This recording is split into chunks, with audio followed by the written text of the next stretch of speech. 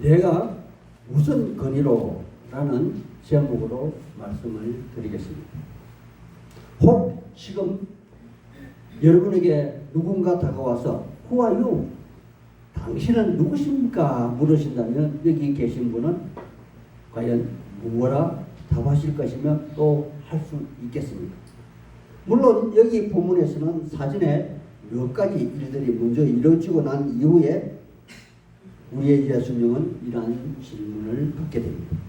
먼저 이러한 질문을 받게 되는 배경을 한번 살펴보겠습니다.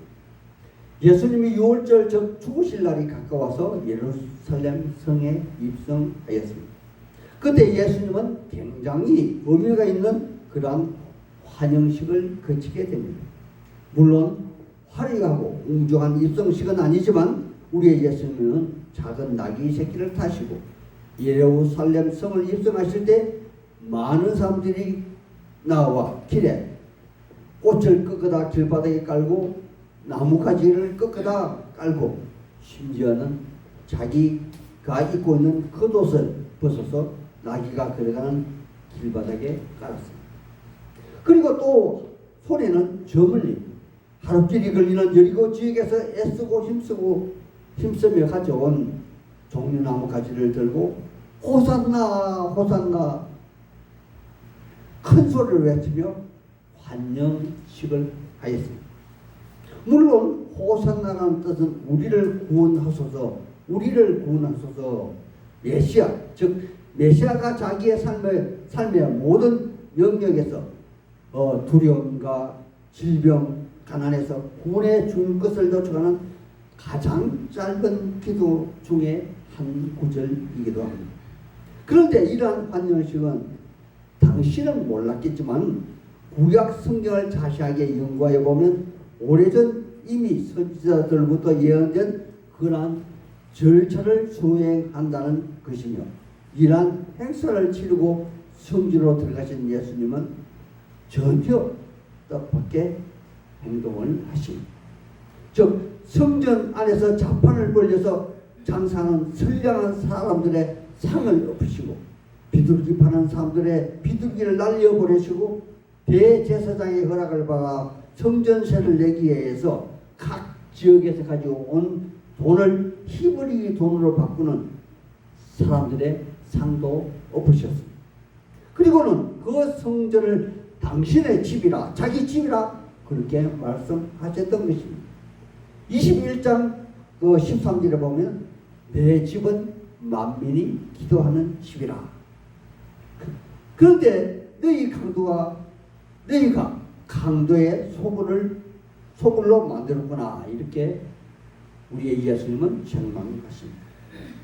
그리고 저녁이 되어 성전을 떠나 밖에 나가 잠을 자게 되는데 공간복음인 마가, 누가, 공이 찬찬히 뜯어 살펴보면은 아주 예루살렘에서 가까이 있는 감난산에서 그분은 꼬박 잠도 주무시지 않고 밤새도록 기도하셨나 봅니다. 그러므로 오늘 본문 성경의 말씀인 이튿날 아침에 성전에 들어가 설교하러 가는 길에 아주 배가 고프셨나 봅니다. 그래서 길가에 있는 무화과 나무를 찾게 되었고 예수님은 무화과가 열매 없음을 보시고 무화과 나무를 저주하셨던 것입니다. 그리고 무화과 나무를 통한 믿음의 시험 이야기를 그분은 하셨습니다. 너희가 지금 믿음이 하나도 없구나. 즉 무화과 나무 열매가 없다는 것이죠. 그리고 오늘 성경 말씀의 배경이 되는 성경에 들어가 관리대로 성경을 가르치시려고 단위에 서시게 됩니다. 바로 그때 성전의 대제사장들과 백성의 지도자들이 등장하여 바리새인들이 등장하여 그분에게 질문을 하게 됩니다. 제가 만든 쉬운 영어로 하면 Who are you? 당신 누구냐? 이렇게 질문을 한 것입니다. 그런데 여기 성경 본문에서 내가 무슨 권위로 이런 일을 하느냐? By what authority are you you things라고 그렇게 질문을 하게 됩니다. 그러니까 우리 예수님은 성경을 펼치시기도 전에 그분들의 질문을 하기에 이릅니다. 그럼 너희가 나에게 무슨 권리로 성전에서 물건 파는 자와 돈 바꾸는 자를 질책하고 내가 쫓느냐 하는 질문을 하는 것을 내가 너희에게 일러줄 터인데 나도 조건이 하나 있다. 그것이 무엇이냐면 이 땅을 다스리는 헤롯이 이복 동생 빌립의 아내를 취하여 사는 것이 잘못되었다고 지적하는 그 세례 요한을 옥에 가두었다가 또 흥을 돋구기 위해서 잔칫날 생일날 세례 요한을 불러다가 목쳐 죽인 것이 가냐. 즉 세례 요한이 너에게 베풀었던 세례가 하늘로부터 온 것이냐 아니면 사람들로부터 온 것이냐 이렇게 질문을 한 것입니다. 그런데 그들 대제사장과 백성의 장로들은 그들의 정치적인 입장 때문에 그 대답을 회피함으로 예수님이 오늘 이 비유를 베푸시는 그런 장면입니다. 그렇다면 여기 계신 하나님의 사람들이요, 지금 예수님의 비유 말씀을 듣는 자 곧 청자가 누구입니까? 1차는 바로 여기에 등장하는 대제사장들과 백성들의 장로일 것입니다. 그렇다면 비유의 내용은 과연 무엇입니까? 예수님이 자기 자신이 누구신지를 밝히는 것이 아니겠습니까? 그리고 2차는 이 비유를 듣는 너희는 누구인가 하는 것이죠. 그러므로 저는 제가 청한 첫 번째 질문으로 고도운 농부의 비유에서 예수님에 대하여, 다음에는 비유의 말씀을 듣는 청자 곧 대제사장들과 백성의 장로, 그리고 오늘 여기 있는 우리는 누구인가? 아니 나는 누구인가 하는 질문일 것입니다. 당시 예수님이 펼치신 성경은 그렇다면 과연 무엇이겠습니까? 당연히 시편 118편 22절에서 23절의 말씀으로 여기 42절에 고스란히 기록이 되어 있습니다. 제가 여기 42절과 시편의 말씀을 비교하여 읽어드리겠습니다. 먼저 본문에 너희가 성경의 건축자들이 버린 돌이 모퉁이 돌이 되었나니 이것은 주로 말미암아 우리 눈에 기이하도다 하는 말씀이며, 시편 말씀에는 건축자가 버린 돌이 진 모퉁이 돌이 되었나니 이는 여호와께서 행하실 것이요 우리 눈에 기이한 바로다 그렇게 기록되어 있습니다. 당연히 오늘 본문의 말씀은 시편의 말씀을 우리 예수님이 인용하신 것일 것입니다. 그리고 참고 서적으로 펼치신 것이 바로 이사야서 8장 14절에서 15절의 말씀으로 본문 44절 말씀에 담겨져 있습니다. 제가 찾아서 읽어드리겠습니다. 그가 성소가 되리니 그러나 이스라엘 두 집에는 걸림돌과 걸려 넘어지는 반석이 될 것이며 예루살렘 주민들에게는 함정과 올무가 되리니 많은 사람들이 그로 말미암아 걸려 넘어질 것이며 부러질 것이며 덫에 걸려 잡힐 것이니라 그렇게 말합니다. 그것뿐만이 아닙니다. 이 돌이 바로 사람 위에 떨어지면 그를 칼로 만들 것이며, 이란 말씀은 다니엘서 2장 34절에서 35절에 기록이 되어 있고 또 44절 45절 말씀에도 고스란히 기록이 되어 있습니다. 그리고 또 한 가지 플러스 한다면은 서간에서 12장 3절에도 여기에 똑같은 말씀이 기록이 되어 있습니다. 물론 후대에 이 말씀이 도대체 무엇인지 이해하지 못하는 분들을 위해서 사도 바울은 로마서 9장 32절 33절 말씀에 그리고 베드로 사도는 베드로전서 2장 4절에 이 말씀을 부연 설명하고 있습니다. 먼저 로마서 9장 32절 33절 말씀을 읽어드리겠습니다. 어찌 그러냐? 이는 그들이 믿음에 의지하지 않고 행위를 의지합니다. 부딪힐 돌에 부딪혔느냐? 기록된 바 보라 내가 걸림돌과 거치는 바위를 시온에 두노니 그를 믿는 자는 부끄러움을 당하지 아니하리라.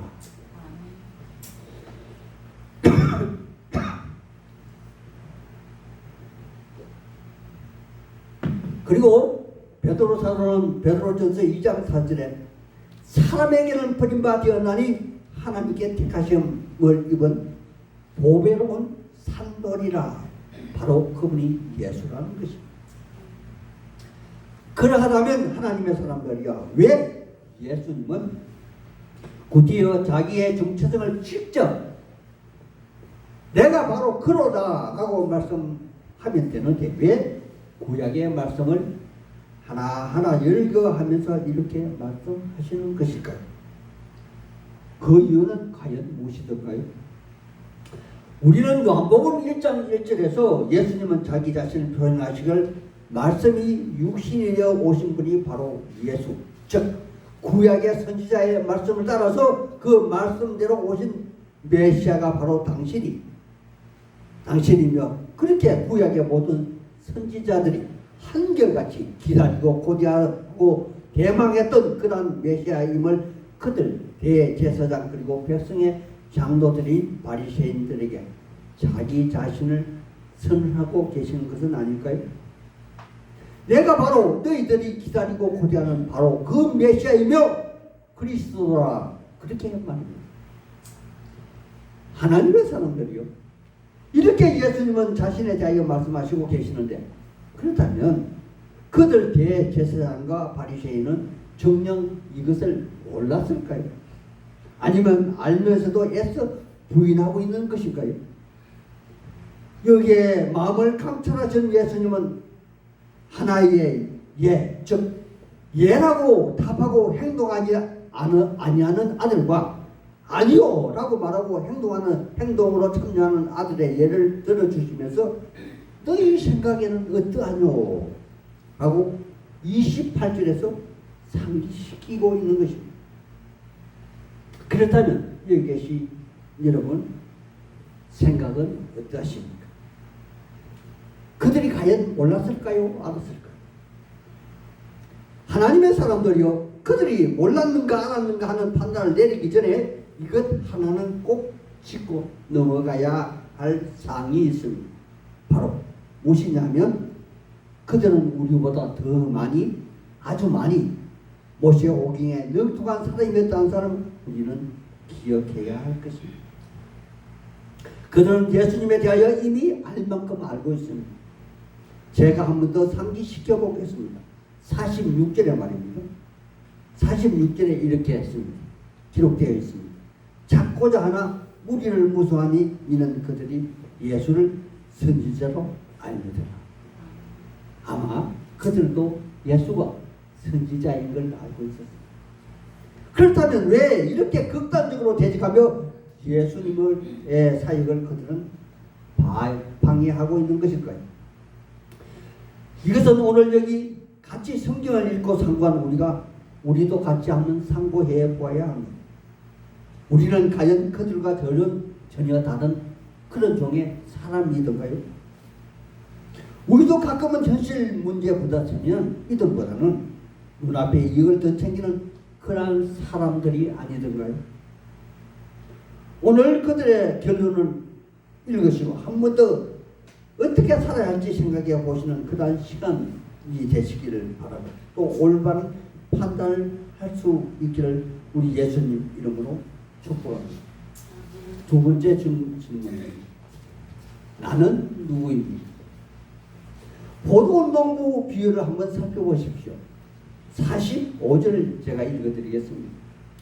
대제사장들과 바리새인들이 예수의 비유를 듣고 자기를 가르쳐 말씀하신 줄 알고 그들이 알고 있었죠. 그들은 왜 이런 생각을 하게 되었을까요?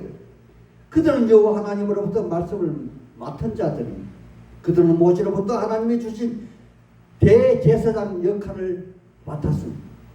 대대로 말입니다. 제사장의 역할이라 이 땅에서 사람들의 죄를 짐승에게 전가하고 죄를 전수받은 짐승은 죽임을 당하고 사람은 죄사함을 받게 된다는 그런 지금인데 이 일에 대제사장들은 중개를 맡은 자였다는 것입니다. 그러니까 그들은 이스라엘 나라에서 아주 중요한 임무를 수행하는 그러한 직책을 맡은 자들입니다. 그렇다면 그들 대제사장과 바리새인 백성들의 장로는 그가 이미 메시아이심을 알고 있었을 것입니다. 그럼에도 불구하고 그들은 자기 자신들의 눈앞에 이익을 위해서 지금까지 누려온 기득권을 위해서 진리를 거부한 것입니다. 바로 그들의 기다리고 고대한 메시아를 그들의 생활의 편리와 권위, 돈으로 바꾸어 버렸습니다. 그들은 이미 너무나 많은 것을 가졌고 돌이킬 수 없을 정도로 세상과 많이 얽매여 있습니다. 그래서 그들은 예수님을 죽일 것을 결의했고 또한 역으로 심령을 감찰하시는 산돌이신 예수님은 그 사실을 이미 다 알고 계셨더랬습니다. 하지만 그럼에도 불구하고 그들은 그들의 속내를 그대로 숨겼고 또 그분은 차분히 내면적으로 아무 일 없는 듯 아무것도 모르시는 듯 포도농부 비유를 하실 수 있었던 것은 아닐까요? 그렇다면 오늘 사는 우리의 모습은 오늘 포도의 농부 비유와 예수님의 논쟁에서 과연 어떠한 역할을 하고 있는 것일까? 아니 오늘 나는 도대체 포도농부의 비유와 무슨 상관이 있기에 이 말씀을 읽어야 하고 또 들어야 하고 또 생각해야 하는 것인가요? 나는 오늘 이 말씀에서 무슨 교훈을 얻거나 또는 직간접적으로 상관이 있다는 것입니다. 하나님의 사람들이요. 이 말씀은 그때로부터 약 3000년 전의 말씀이라 바로 오늘 나에게 하는 말씀 3000년 전의 말씀이 아니라 2000년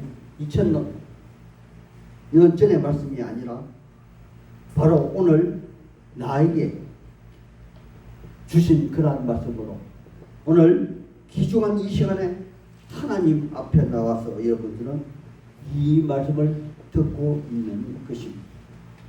바로 여기 41절에 다른 농부라는 문명의 이름 속에 여러분 이름이 여기에 포함되어 있지 않습니까? 아니 이 말씀 중에 여러분이 직접 등장하고 있다는 것을 여러분은 마음속으로 이미 알고 있을 것입니다.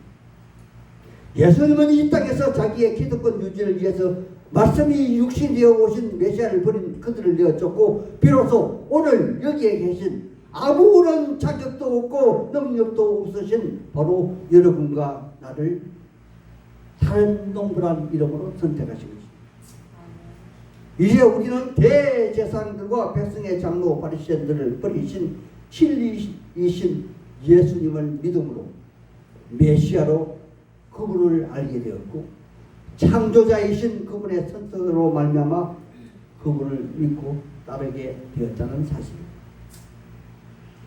바로 그래서 우리가 오늘날 하나님의 자녀가 되는 것이죠. 하나님의 사람들이요.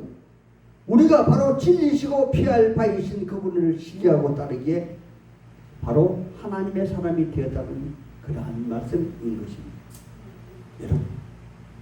여러분은 바로 이러한 영광의 주인공들입니다. 이러한 흔들리지 않는 믿음을 가지시기를 본인의 의로운 삶보다 예수님을 더 믿는 믿음을 가지시기를 우리 구주 예수님 이름 받들어 소망하고 축복하는 바입니다. 아멘. 아멘.